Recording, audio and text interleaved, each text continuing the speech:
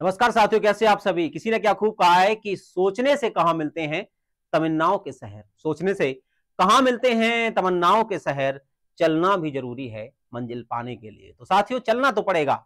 आइए बात करते हैं आज आप लोगों के लिए कि क्या आप भी थानेदार बन सकते हैं, क्या आप भी थानेदार परीक्षा पास कर सकते हैं, क्या क्या इसकी योग्यताएं होती हैं, क्या इसके पैरामेडिकल्स होते हैं, क्या इसमें आपको पीटी की परीक्षा देनी पड़ती है, शारीरिक परीक्षण आपका कैसा होना चाहिए, मापदंड क्या होते हैं, योग्यताएं क्या होती है, इन सब पर बात करेंगे। सबसे पहले मैं भूपेंद्र हरदैनिया आपका स्वागत करता हूं एसजीआई कंपटीशन क्लासेस में, और आप हैं सीकर राजस्थान से लाइव देख रहे हैं ये वीडियो।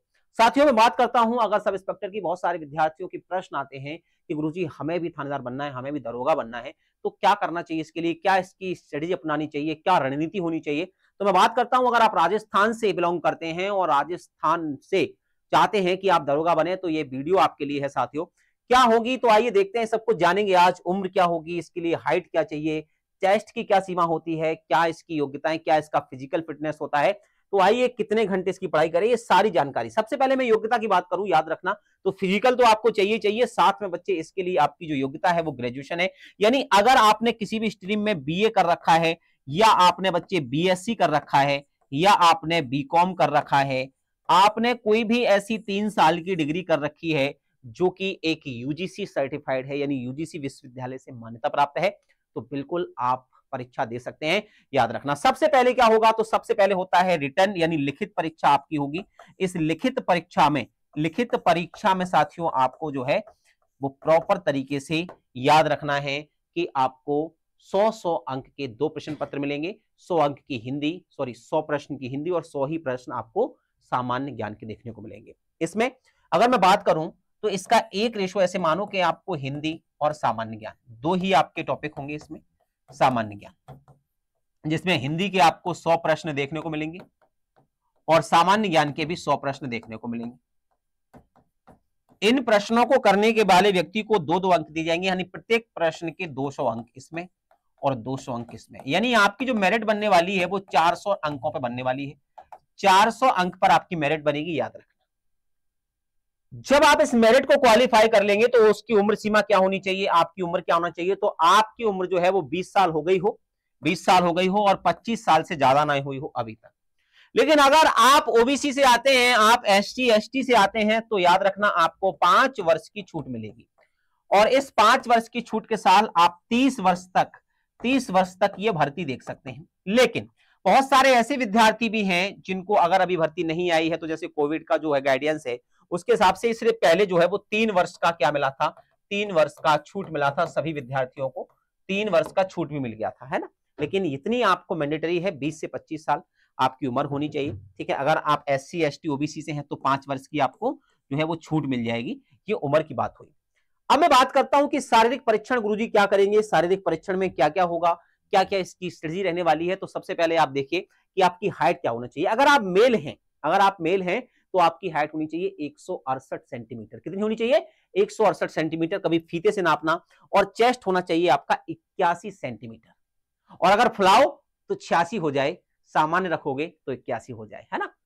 तो याद रखना। वहीं अगर फीमेल की बात करता हूं तो फीमेल की हाइट होनी चाहिए 152 सेंटीमीटर, ठीक है।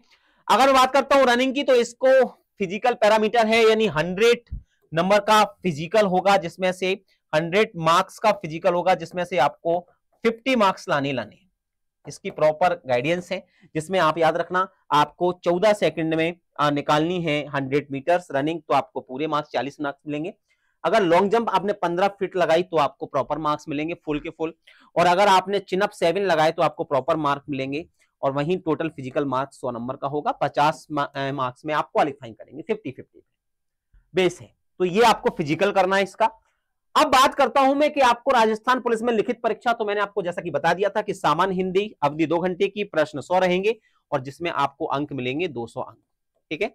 आपकी ऐसे ही ऑफलाइन मोड में परीक्षा होगी। सामान्य ज्ञान की भी अवधि 2 घंटे की होगी, संख्या प्रश्नों की 100 होगी और इसमें भी आपको 200 अंक मिलेंगे, ध्यान रखना। सिलेबस क्या है गुरुजी, हम क्या पढ़ेंगे, ऐसा तो कुछ नहीं करना है, आपने ग्रेजुएशन तो कर ही ली होगी, या आप कर रहे हो तो ग्रेजुएशन के साथ साथ भी आप सब इंस्पेक्टर की तैयारी कर सकते हैं, ये भी जरूरी है, दरोगा की तैयारी कर सकते हैं।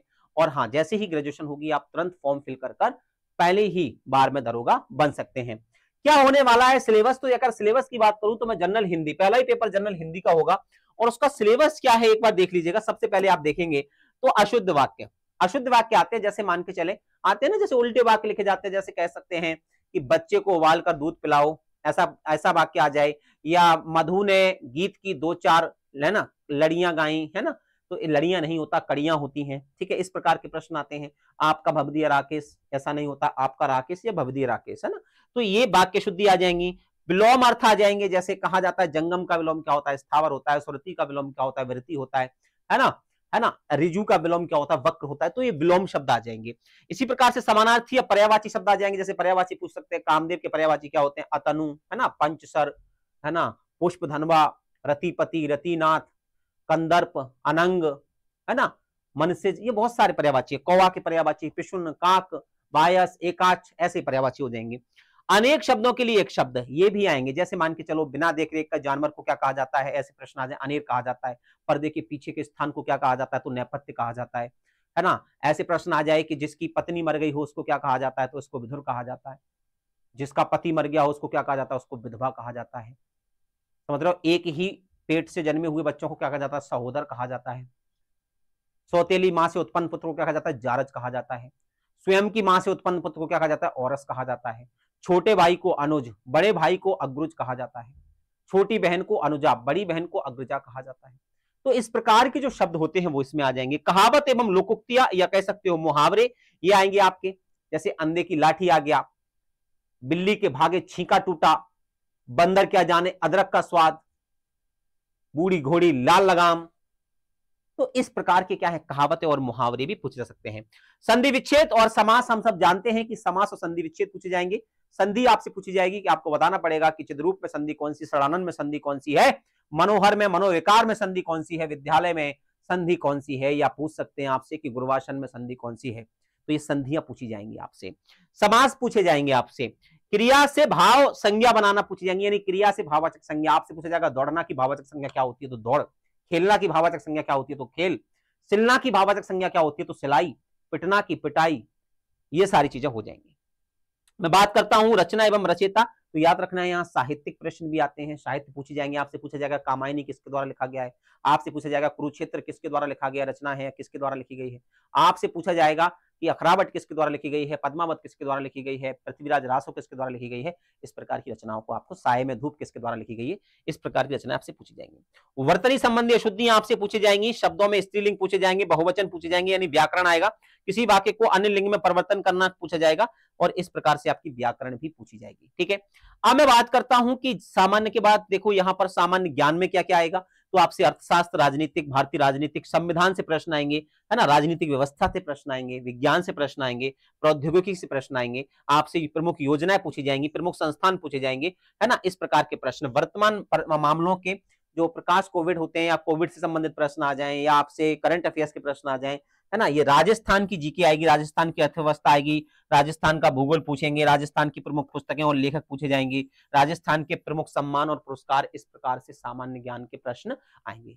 तो इसकी आपको प्रॉपर तैयारी करनी पड़ेगी। आपको सब कुछ समझ में तो आ गया होगा कि किस प्रकार तैयारी करनी है। तो ये था बहुत ही सिंपल सा एक राजस्थान में सब इंस्पेक्टर बनने का सुनहरा अवसर भी है, और बहुत ज्यादा हौच पौच नहीं है, बस आपके अंदर थोड़ा सा जुनून चाहिए, आप बिल्कुल बन सकते हैं। याद रखना, अगर असफल हो जाओ, अगर हारने के डर से खेलोगे नहीं, तो ना तो सीखने को मिलेगा और ना जीतने को। तो साथियों, ऐसी इंफॉर्मेटिव वीडियो के लिए जुड़े रहिए एसजीआई कंपटीशन क्लासेस से, और फॉलो करते रहिएगा, और सब्सक्राइब जरूर करिएगा हमारे एसजीआई कंपटीशन क्लास को। थैंक यू बच्चों, नमस्कार।